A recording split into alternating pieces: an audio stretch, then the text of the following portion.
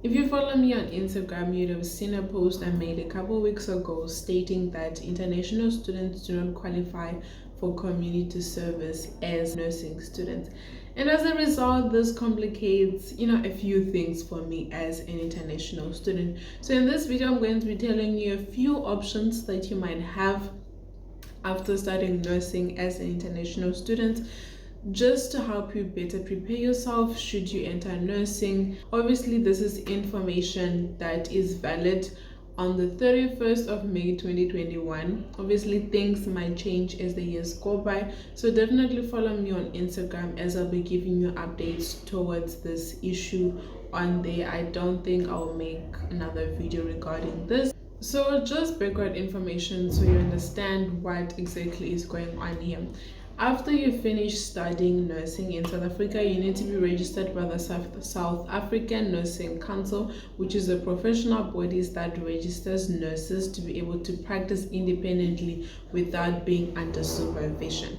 And as a result, that's why after studying nursing, students are put under community service, because they have a waiting period of about 2 to 3 months before they get their registration or their professional practice numbers from SANC. And as a result, that's why they have community service. And also it's a way to sort of lead them into the whole profession, to be able to work independently without just being thrown into the deep end, because obviously in your 4 years you can only learn so much and you do not have much control over things.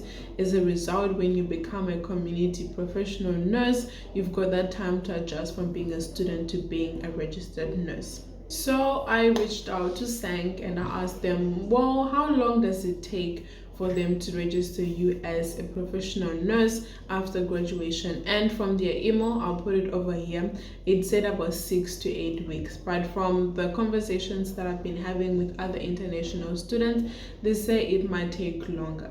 So let's say we're going to use a window period of about 3 months. So let's say you graduate in December. That means from January, February till March, you're pretty much unemployed. Or if you graduate in April, that's May, June, July. So you only be able to start working in July, because you cannot practice anywhere without being registered with SANC. So that's why students can fall under community service. They're technically still students and therefore they can practice under supervision. But us, since we don't qualify for community service, we are not able to qualify independently. So there are a few options that you can go about with this whole issue. The very first one is you can wait for that 6 to 8 week period or 3 months period without doing anything, just at home resting while you wait for yourself to be registered with SANC, and then obviously look for a permanent position during that waiting period so that you have work straight after you get your SANC registration period. So obviously as an international student, you need to go speak to your admin department so that they process your SANC registration documents in your 4th year as soon as possible so that you get your SANC registration quickly.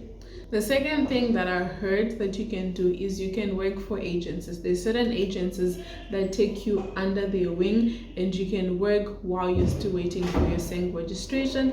Unfortunately, the problem with working for these agencies is that they take a really large sum of your salary for them to place you in different hospitals and that sort of thing. So your pay might actually get cut a lot, because obviously as a permanent worker, you're going to have your money tax, and then also the agencies are going to take a cut because they're placing you for work. So that would bring that issue, but that is the second option that you have.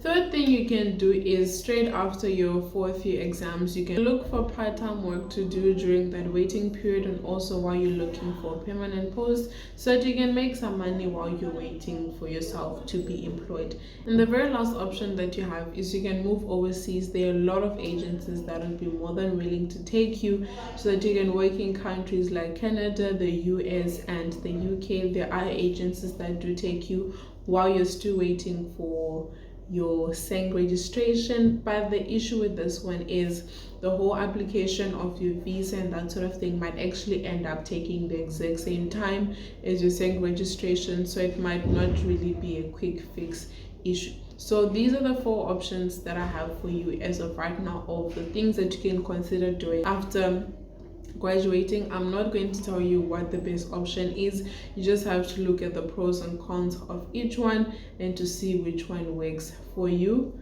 and you can make the best decision for yourself.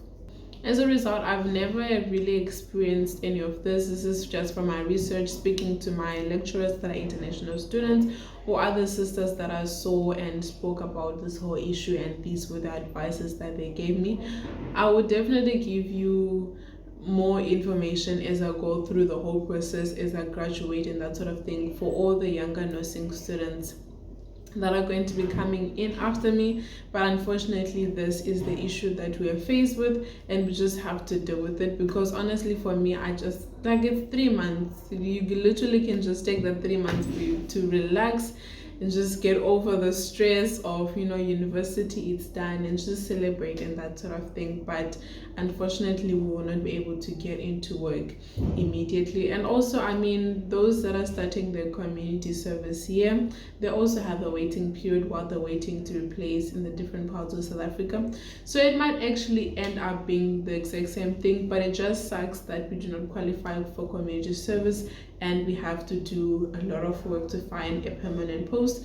But I mean, the advantage is you're able to find a permanent post wherever you want, whereas in the community service thing, they can place you anywhere in South Africa, and you might actually not like where you're placed. So there's pros and cons to everything. And please note, this is a very important thing that you need to be doing during your 4th year and during that waiting period, is you need to start applying for a work permit. So for those that are studying under a study visa or a study permit, you need to convert that study visa or study permit to a work permit, because you're not going to be able to work while you've got a study permit. So that is another part of admin that you're going to have to do so that you're able to work, because they're going to request it from you when you start looking for a permanent work, and also when you start getting paid, the bank is going to request that from you. So please be aware, those are the type of things that you're going to need to get yourself organized with. You can start doing it in your 4th year if whatever your country you're from, or whatever document that you're using allows you to do that. If it requests you to be employed somewhere, then obviously you have to wait until you're employed and that sort of thing. So those are things that you need to start thinking about and start preparing, especially if you're in your 3rd year or even currently in your 4th year. So this is all that I have for you. If you found this video useful, definitely give it a thumbs up and share it with more international students that need to be aware of the situation that we found ourselves in. And definitely consider subscribing if you'd like to see more videos like this. Thank you so much for watching this video, and see you in another video. You can click over here or over here for another one. Bye guys.